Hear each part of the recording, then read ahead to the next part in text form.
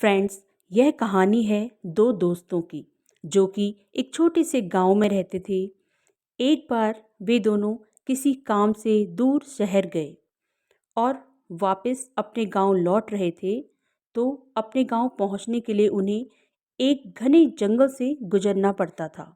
जब वे जंगल से गुजर रहे थे तो एक दोस्त को बहुत जोर से प्यास लग गई और वह पानी ढूंढते ढूंढते रास्ता भटक गए। थोड़ी देर बाद शाम हो गई और रात होने वाली थी। उन दोनों की नज़र एक छोटी सी झोपड़ी में पड़ी जो चारों तरफ से पेड़ों से ढकी हुई थी।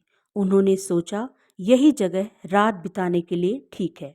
उन दोनों ने आसपास से कुछ लकड़ियां इकट्ठा की और उस पुराने मकान के अंदर आग जलाई और दोनों दोस्त बैठ गए। बाहर बहुत अंधेरा था और जानवरों की तरह तरह की आवाज़ें आ रही थी। दूसरा दोस्त अंदर ही अंदर डरने लगा क्योंकि उसने भूत प्रेतों की बहुत सी कहानियाँ सुनी थी कि रात के वक्त जंगल में अगर कोई भटक जाता है तो भयानक आत्माएं उन्हें नहीं छोड़ती। जब उसने दूसरे दोस्त को सारी बातें बताई तो दूसरा दोस्त जोर जोर से हंसने लगा और बोला, क्या तुमने कभी भूत देखा है?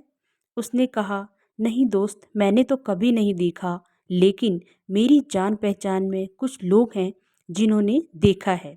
दूसरे दोस्त ने उससे बोला कि ऐसी सुनी सुनाई बातों पर विश्वास नहीं करते। अब तुम सो जाओ और मुझे भी नींद आ रही है। लेकिन दूसरा दोस्त मन ही मन डरा हुआ था। उसे नींद नहीं आ रही थी। उसे लग रहा था कि शायद हमें कोई छिपकर देख रहा है।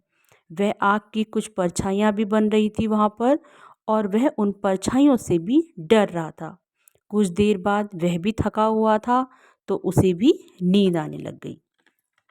नींद आने के कुछ देर बाद उसे भयानक परछाइयाँ सपने में दिखने लगी। परछाई में उसे एक हाथ नजर आने लगा और बड़े बड़े नाखून नजर आने लगे। वह हाथ उसी की तरफ चला आ रहा था। जैसे वह हाथ उसकी गर्दन तक पहुंचने ही वाला था तब तक उसकी नींद टूट गई। उसने जल्दी से अपने दूसरे दोस्त को उठाया और दोस्त को पूरी बात बताई तो दूसरा दोस्त जोर जोर से हंसने लगा और बोलने लगा, अब अगर तुम्हें सपने में परछाई दिखेगी तो उससे यही बात कहना जो मैं तुमसे कहने वाला हूँ।